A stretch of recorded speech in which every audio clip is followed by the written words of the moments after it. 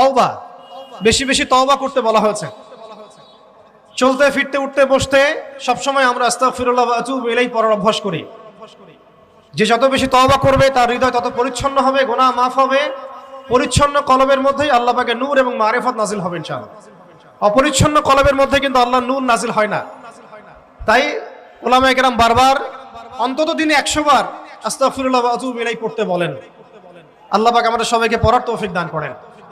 আর 4 number যেটা এই কিতাবে এসেছে সেটা হচ্ছে ইস্তেআযা, অর্থাৎ ভবিষ্যতের কোনো বিষয়ের জন্য আমাদের যদি আশঙ্কা সৃষ্টি হয়, না জানি এটা আমার উপর বিপদ আসবে কিনা, ভয়, আশঙ্কা, আতঙ্ক, এই বিষয়গুলো যদি আমাদের ভিতরে আসে, অর্থাৎ ভবিষ্যৎ নিয়ে কোনো শঙ্কা, তখন বেশি বেশি আল্লাহর কাছে আশ্রয় প্রার্থনা করতে বলা হয়েছে।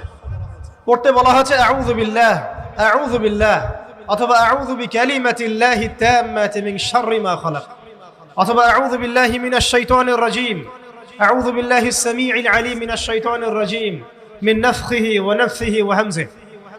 একবার আমার মনে আছে যে একটা জটিল মাসালা নিয়ে আমরা আমাদের মুহতারাম খতিব সাহেব বাইতুল মুকাররমের বর্তমান খতিব সাহেব তার দ্বারস্থ হয়েছিলাম। একটা মুশকিলা দেখা দিয়েছে, একটা দোয়া শিখিয়ে দেন যে দোয়ায় আমল করলে ইনশাআল্লাহ এটা চলে যাবে। তা আমাকে তিনি পার্সোনালি বলেছিলেন যে এই দোয়াটা যেটা আমি এখন শিখিয়ে দিচ্ছি আপনাকে, এই দোয়াটা জিবরাইল আলাইহিস সালাম রাসূলুল্লাহ সাল্লাল্লাহু আলাইহি ওয়াসাল্লামকে শিখিয়ে দিয়েছিলেন এবং রাসূলুল্লাহ সাল্লাল্লাহু আলাইহি ওয়াসাল্লাম এই দোয়াটা খালিদ বিন ওয়ালিদ রাদিয়াল্লাহু আনহুকে শিখিয়ে দিয়েছিলেন।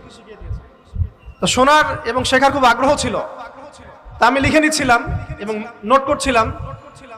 এই দোয়াটা যদি আপনারা পড়তে পারেন, ভবিষ্যতের যে কোনো শঙ্কা, আশঙ্কা, বিপদ আপদ, বালা মুসিবত, এই বিষয়গুলোর ব্যাপারে আল্লাহর পক্ষ থেকে একটা সাকিনা এবং সুকুন হৃদয় নাজিল হবে ইনশাআল্লাহ। একটু বড়, যেহেতু এখানে তালেব ইলমগণ অনেক, তারা তো শুনলেই মুখস্থ করতে পারবেন, তাই আমি নোট করে আনছি। এবং জ্ঞান তো লুকিয়ে রেখেও লাভ নাই, প্রচার করলেই লাভ। আপনারা আমল করলে আমি নাকি পাবো ইনশাআল্লাহ।